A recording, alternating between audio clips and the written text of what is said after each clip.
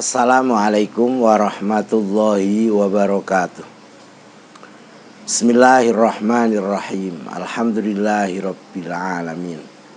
Assalatu wassalamu ala asyrafil anbiya'i wal mursalin Sayyidina wa maulana Muhammadin wa ala alihi wa sahbihi ajma'in. La hawla wa la quwwata illa billahil aliyyil azim wa ba'du. Saudara-saudara mahasiswa Fakultas Adab dan Ilmu Budaya Universitas Islam Negeri Sunan Kalijogo Yogyakarta, dan juga para pemirsa rahimakumullah.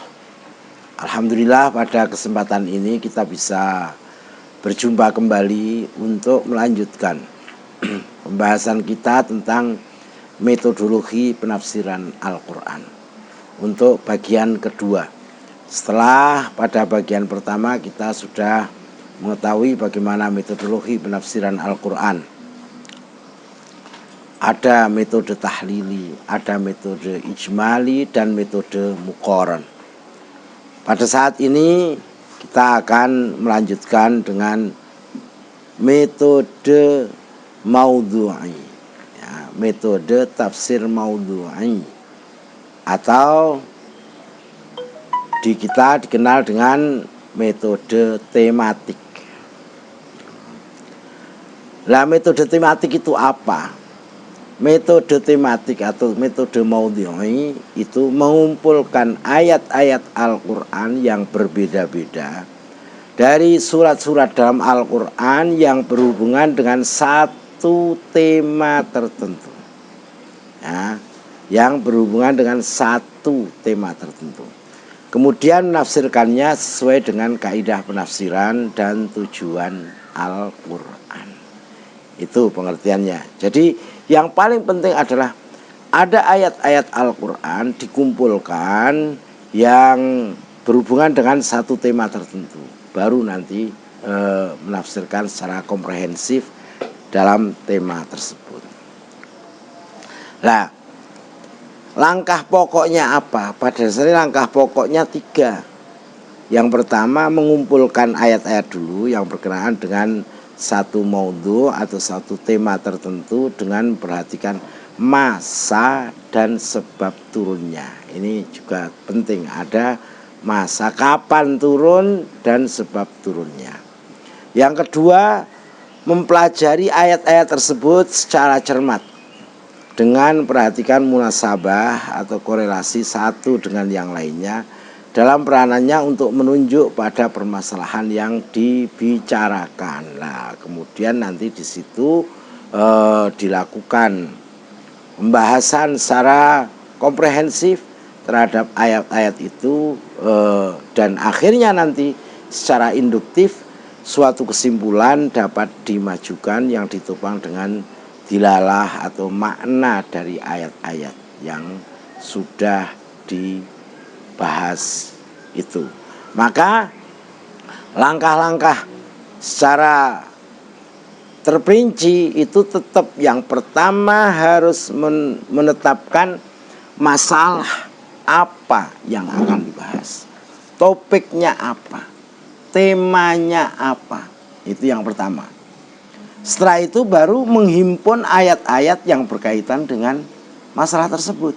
Nah, ini setelah dihimpun baru disusun atau menyusun runtutan ayat atau tertibnya ayat sesuai dengan masa turunnya, disertai pengetahuan tentang asbabun nuzulnya. Nah, ini didahulukan mana yang turun duluan dan seterusnya, dan sabab nuzulnya apa. Baru setelah itu memahami korelasi ayat-ayat tersebut dalam surahnya masing-masing. Ini munasabahnya apa, dalam pembahasan tentang apa pada surat yang ada itu. Ayat itu ada dalam surat, dalam masalah atau konteks pembahasannya apa. Baru setelah itu menyusun pembahasan dalam kerangka yang sempurna, dalam arti menyusun outline-nya. Jadi, ini tema-temanya adalah ini dan seterusnya. baru nanti setelah itu melengkapi pembahasan dengan hadis-hadis yang relevan dengan pokok bahasan yang dibahas dalam tema yang ada itu. Tentu saja ini tidak hanya sekedar ayat, sebab hadis juga menjadi penafsir ayat-ayat Al-Quran. Baru nanti yang terakhir tentu saja kesimpulannya. Tapi sebelum itu, mempelajari ayat-ayat tersebut secara keseluruhan dengan jalan menghimpun ayat-ayatnya yang punya pengertian yang sama, atau mengkompromikan antara yang am dengan yang khos, yang mutlak dengan yang muqayyad, yang mujmal dengan yang mufassal, yang pada zahirnya terlihat bertentangan, sehingga kesemuanya bertemu dalam satu muara tanpa perbedaan dan tanpa persamaan ayat-ayat itu. Kembali saya jelaskan bahwa di sini ini ayat yang dihimpun tadi yang tentu saja dalam tema yang sama. Kalau ternyata ada kok ini ayatnya seperti ini, sementara ayat yang lain kayaknya kok berbeda. Oh, ini ternyata yang satu ayat ini am, yang satu ayat ini khos. Ya, saat am itu apa? Yang masih umum, ya kan? Yang masih umum memiliki makna yang umum. Umpamanya aqimus shalah, berarti masih umum, dirikanlah sholat. Padahal sholat itu ada macam-macam. Ada sholat zuhur, asar, maghrib, isya, subuh. Kemudian ada berapa rakaat dan lain-lain. Ini Al-Qur'annya masih umum. Nanti ada yang khusus, begitu. Kemudian mana ayat yang mutlak dan mana ayat yang muqayyad. Mutlak ada penjelasan apa tidak, sementara yang lain ada penjelasan. Umpamanya tentang keharaman darah. Ini darah yang haram itu darah apa? Oh, ternyata darah yang mengalir, nanti ada. Kemudian ada yang mujmal dan yang mufassal. Mujmal itu masih global, dan ada yang mufassal, mana yang sudah terperinci, sudah diperincikan begini. Itu semua dipelajari dengan baik, dalam artian ayat-ayat itu harus dikompromikan. Dan juga yang tidak kalah pentingnya adalah ayat yang terlihat bertentangan antara satu dengan yang lain. Kayaknya bertentangan, kayaknya, tapi sebenarnya tidak bertentangan. Sehingga saya katakan tadi, semuanya bertemu dalam satu muara. Dalam artian ayat ini ternyata tidak berbeda dengan ayat yang lain. Dalam artian isinya, ya, dalam artian isinya. Dan kalau umpamanya ada ayat yang kelihatannya sama, tapi karena konteksnya berbeda, nanti bisa memiliki makna yang berbeda. Itu. Jadi ini seorang mufassir dengan tafsir maudhu'i harus mengetahui itu semua. Kemudian yang terakhir adalah menyusun kesimpulan-kesimpulan yang menggambarkan jawaban Al-Quran terhadap masalah yang dibahas. Nah ini nanti kesimpulannya ternyata Al-Qur'annya seperti ini. Ini namanya tafsir maudhu'i, langkah-langkahnya seperti itu. Tidak seperti kitab-kitab tafsir yang kemarin yang kita bicarakan pada metode tahlili atau metode ijmali yang mulai ayat awal surat Al-Fatihah sampai An-Nas. Tidak per surat, tapi yang diambil adalah ayat-ayat dalam satu tema tertentu. Ini baik, contohnya ini Al-Farmawi pernah melakukan pembahasan tentang riayatul yatim fil Qur'anil Karim. Ya, menjaga anak yatim dalam Al-Qur'an. Nah, ini Al-Farmawi memang termasuk tokoh tafsir maudhu'i. Langkah-langkahnya Al-Farmawi apa? Satu, beliau mengumpulkan ayat-ayat yang berhubungan dengan anak yatim.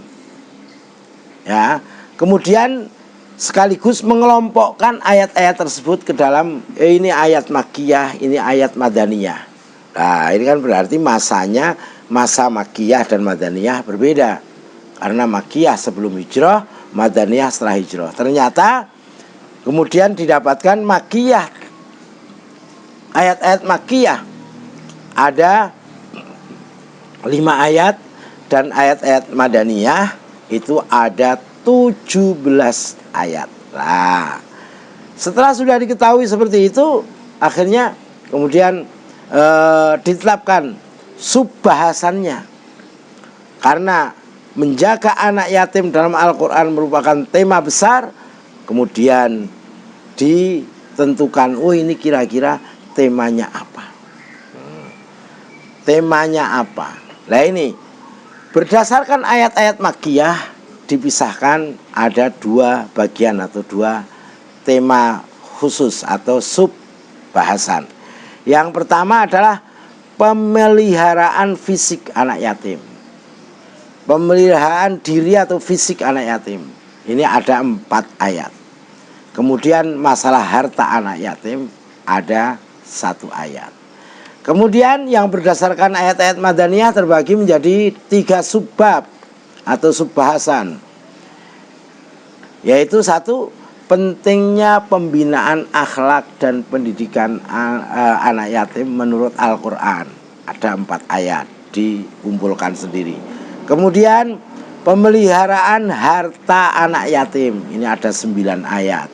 Kemudian perintah berinfak kepada anak yatim ada 4 ayat. Nah, kemudian tahap pembahasannya Al-Farmawi ternyata memperhatikan masa turunnya ayat, urutan ayat-ayat, munasabah atau korelasi antar ayat yang semuanya disajikan dalam satu kaitan yang rasional, historis, dan semangat pedagogis.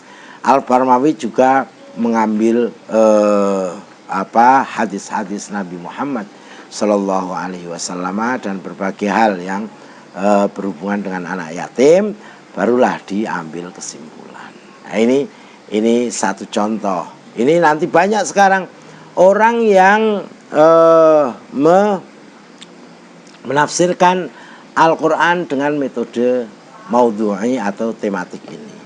Nah, dengan demikian ini Anda bisa melihat dalam perpustakaan banyak sekali ayat-ayat atau tafsir-tafsir tematik, ya. Tentu saja pendekatannya juga macam-macam, ya kan? Pendekatannya juga macam-macam. Apa macam-macamnya? Ada di antaranya umpamanya ada pendekatan bahasa juga ada. Seperti umpamanya al-insan fil Quran, manusia dalam Al-Quran, oleh Aisyah Abdurrahman bintu Syati. Itu ternyata pendekatan bayani. Silakan, ini nanti pendekatannya bisa macam-macam. Nah, dengan demikian kita ketahui kelebihan dan kekurangannya. Tetap ada kelebihan dan ada kekurangan untuk tafsir tematik ini. Apa kelebihannya? 1, menjawab tantangan zaman. Karena apa? Karena temanya ya yang jadi masalah pada saat itu, pada saat penafsiran itu. Kemudian yang kedua, praktis dan sistematis karena hanya membahas satu tema saja. Kemudian dinamis, bisa nanti berkembang. Sekarang penafsiran tentang tema itu, ternyata nanti bisa berkembang. Orang bisa melanjutkan lagi dengan pendekatan yang lain. Kemudian membahas masalah secara tuntas, mendalam, dan tajam. Dalam artian bahwa dengan metode tematik maudhu'i, maka pembahasannya tidak parsial, sehingga bisa terlihat komprehensif, tuntas, mendalam, dan tajam. Tapi tetap ada kekurangannya. Apa kekurangannya? Karena memenggal ayat-ayat, karena hanya diambil ayat tertentu atau bahkan sebagian ayat. Loh, ini permasalahannya. Ini kekurangannya. Beda dengan tahlili yang analisis dengan berbagai macam hal yang dianalisis dari ayat itu, dan itu sesuai dengan urutan ayatnya. Tapi ini dipenggal-penggal ayatnya. Ada yang satu ayat, ada yang 2 ayat, 3 ayat, atau mungkin ada yang setengah ayat atau sebagian ayat.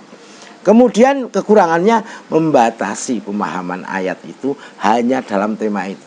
Karena apa? Seperti apapun, setiap kata, setiap ungkapan dalam Al-Quran itu memiliki makna yang sangat luas dan sesuai dengan konteksnya masing-masing. Konteks ayatnya apa? Loh ini. Nah, dengan tafsir maudhu'i, tematik, hanya untuk permasalahan tema yang sudah ditetapkan itu. Nah ini akhirnya tidak, pemahamannya tidak bisa menjadi ya hanya terbatasi hanya pada tema itu. Tapi tetap saya katakan tadi, tetap memiliki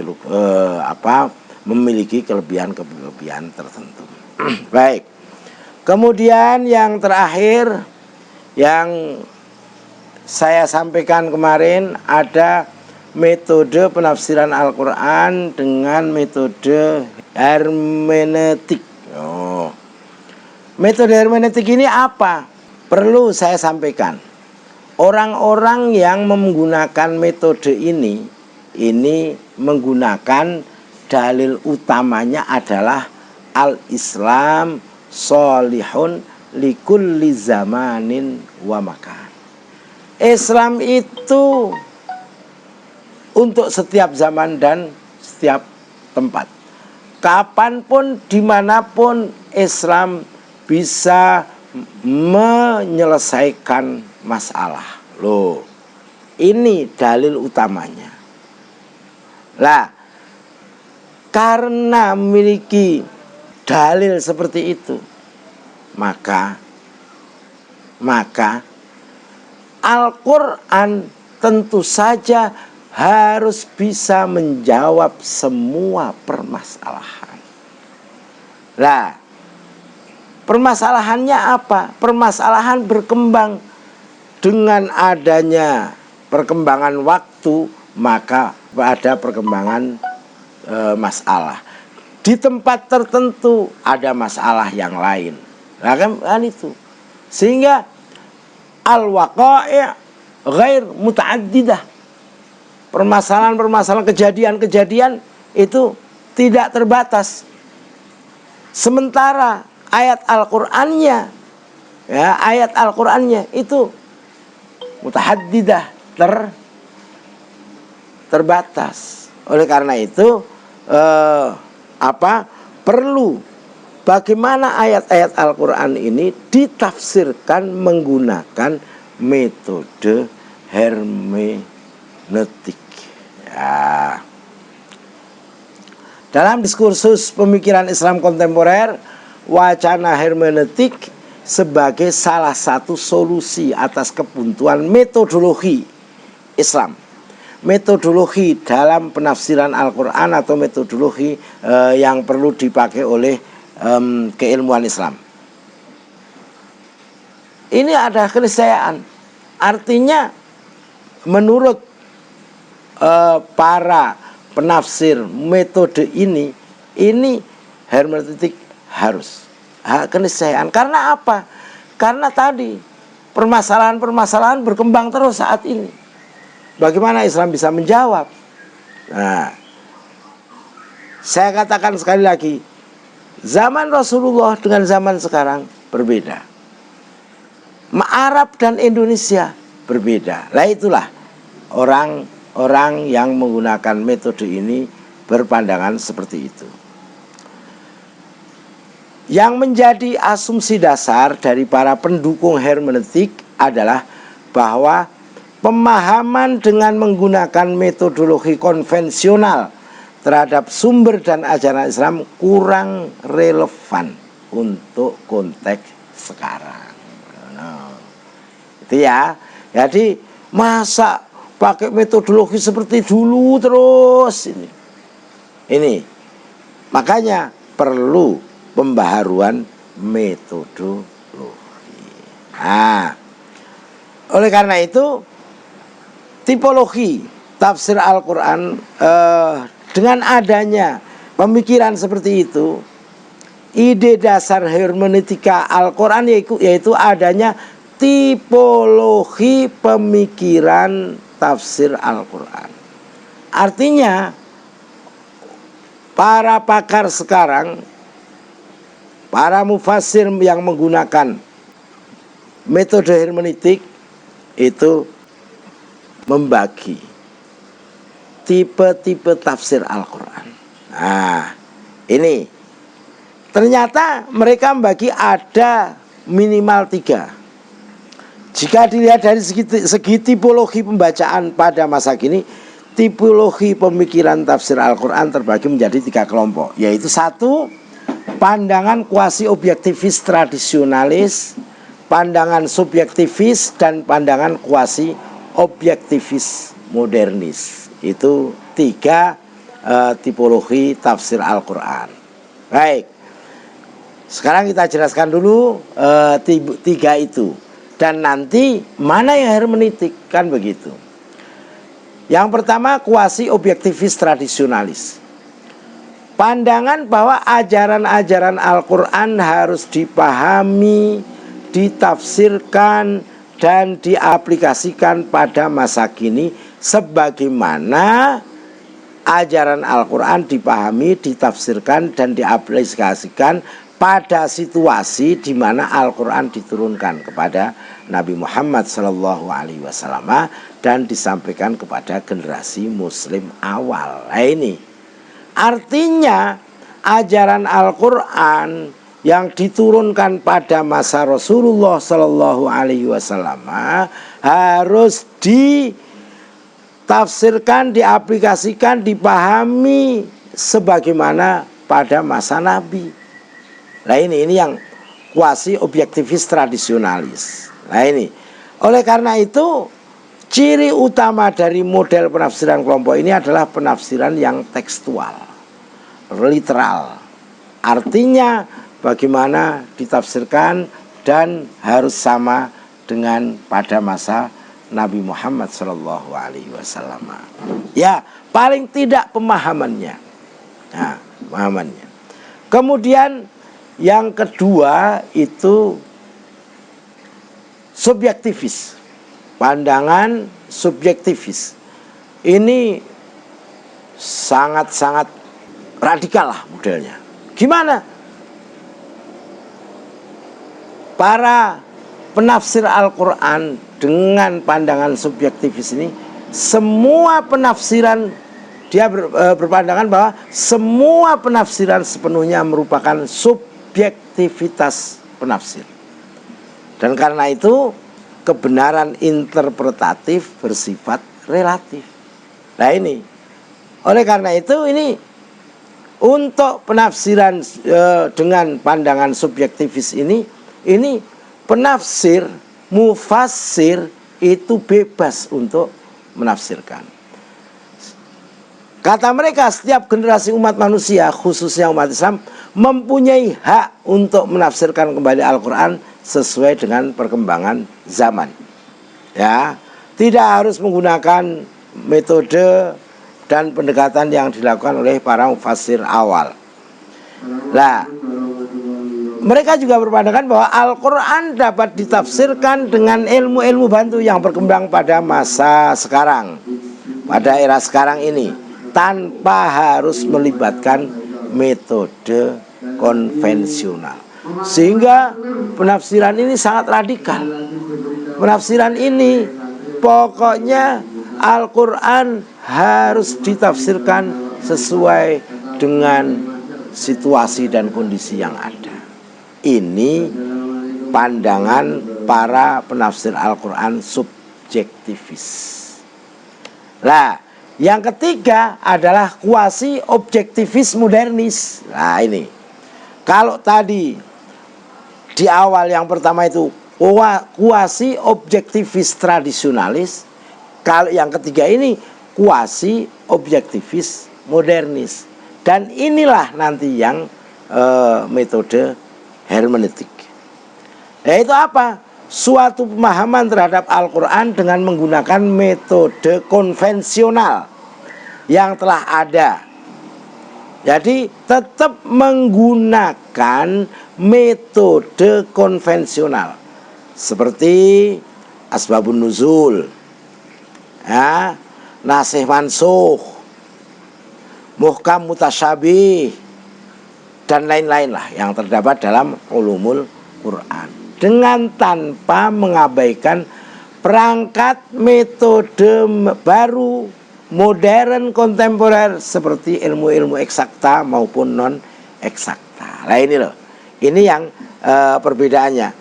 Jadi sebenarnya metode konvensional tetap dipakai, tapi tidak mengabaikan metode baru, baik metode yang eksakta maupun non eksakta. Yang non eksakta itu hermeneutika.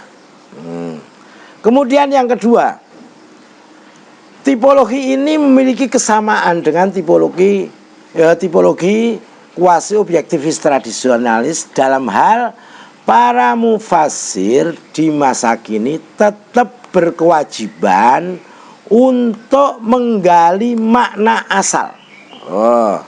Ini dengan menggunakan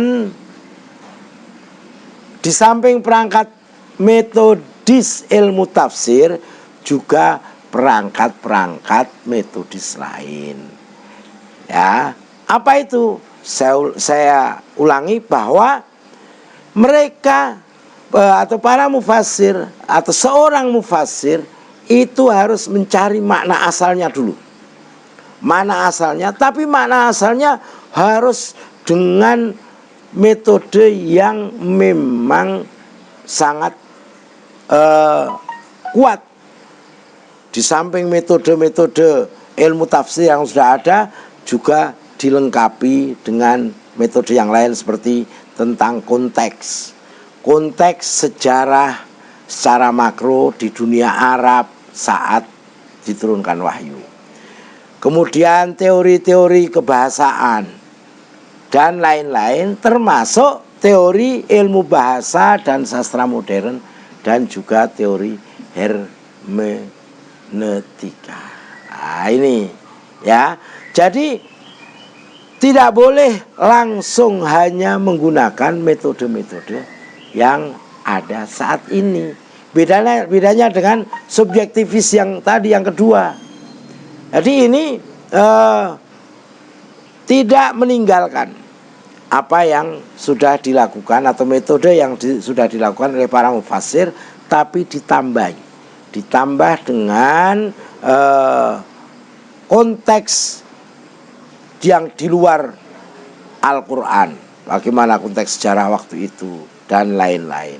Nah, cuman kemudian perbedaannya apa?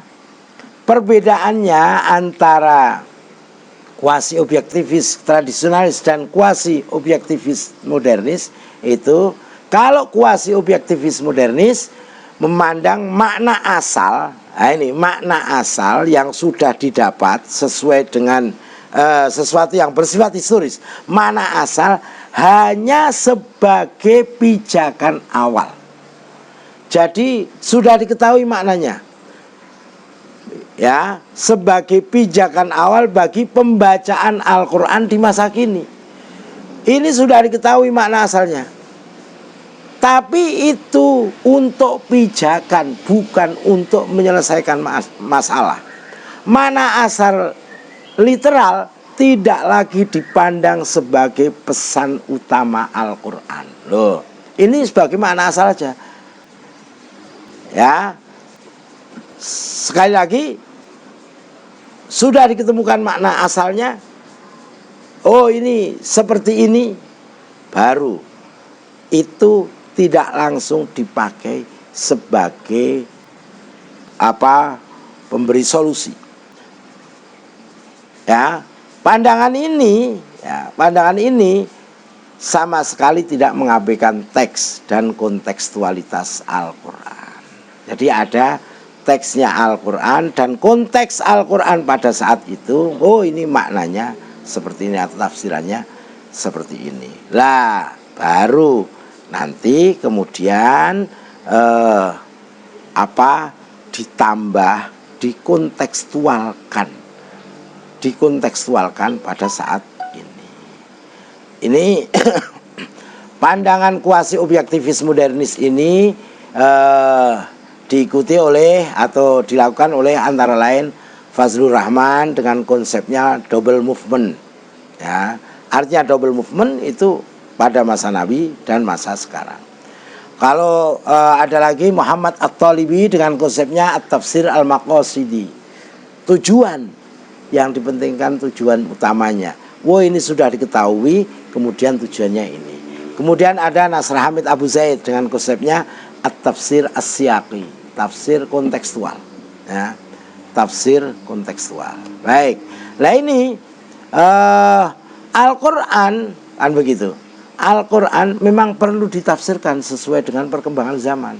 Namun perlu diingat pula latar belakang historisnya yang kemudian ditarik penafsirannya pada saat itu untuk era sekarang. Bagaimana menyelesaikan permasalahan atau sebagai solusi pada saat ini. Nah ini sehingga istilahnya makna literal atau makna tekstual yang sudah didapat menggunakan metode penafsiran yang tradisional itu kalau menurut Fazlur Rahman disebut rasiologis. Kalau menurut At-Talibi disebut maqasid, tujuan-tujuan ayat. Kalau menurut Abu Zaid disebut dengan maghza, signifikansi ayat.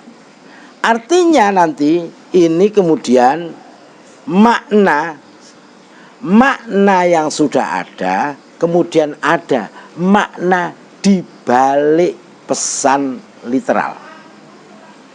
Rasiologis itu maksudnya adalah bagaimana pada saat ini, kan begitu. Maqasidnya apa, tujuannya apa menurut At-Talibi.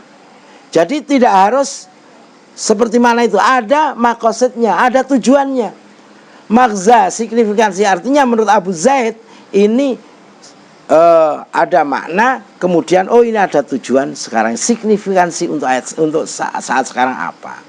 Makna di balik pesan literal inilah yang harus diimplementasikan pada masa kini dan masa yang akan datang. Nah ini, jadi tidak makna teks yang literal itu, tapi dicari makna di balik pesan literal. Artinya tujuannya atau signifikansinya atau rasiologisnya.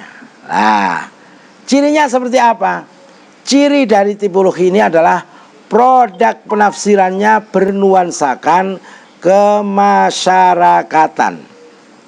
Artinya bahwa produk penafsirannya berorientasi pada kontekstualitas ayat dengan tanpa mengabaikan makna asal ayat dan makna historisitas ayat.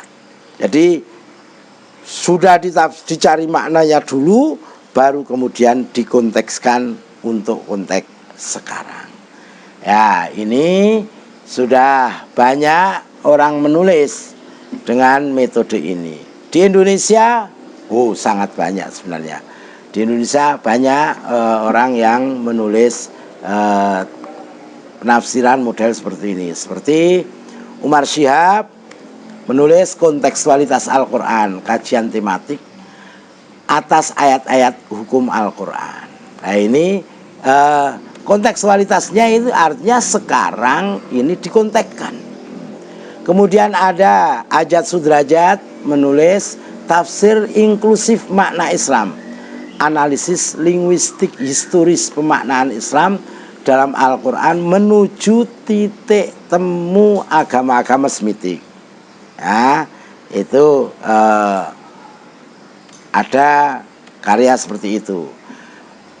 Waryono Abdul Ghafur juga menulis tafsir sosial, mendialogkan teks dengan konteks. Kemudian Nasruddin Baidan juga menulis tafsir maudhu'i, solusi Qur'ani atas masalah sosial kontemporer. Jadi ini menggunakan metode maudhu'i tapi juga menggunakan hermeneutik. Kemudian Waryono juga menulis lagi, ada bukunya Hidup Bersama Al-Quran, jawaban Al-Quran terhadap problematika sosial. Kemudian lagi ini ada Hashim Muhammad, ya, menulis tafsir tematik Al-Quran dan masyarakat. Ini tematik juga, membangun demokrasi dalam peradaban Nusantara. Ada lagi yang lain, metode ayat-ayat sains dan sosial karya Andi Rosadi Sastra.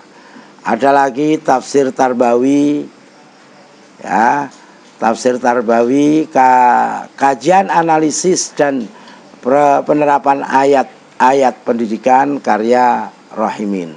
Kemudian ada lagi menyingkap rahasia Al-Quran, merayakan tafsir kontekstual, Waryono Abdul Ghafur. Jalaluddin Rahmat juga menulis tafsir kebahagiaan. Yunahar Ilyas menulis tipologi manusia dalam Al-Quran. Ini semua karya-karya ini karya-karya yang menggunakan metode hermeneutik, dalam artian tidak meninggalkan metode konvensional, tapi bagaimana makna yang sudah didapatkan itu penerapannya untuk saat ini yang tidak persis dengan apa yang terjadi pada masa turunnya Al-Quran. Ini metode penafsiran Al-Quran untuk dua metode, yaitu metode maudhu'i atau tematik dan metode hermeneutik. Saya kira itu, semoga bermanfaat, dan saya akhiri dengan wallahul muwaffiq ila aqwamit thoriq. Wassalamualaikum warahmatullahi wabarakatuh.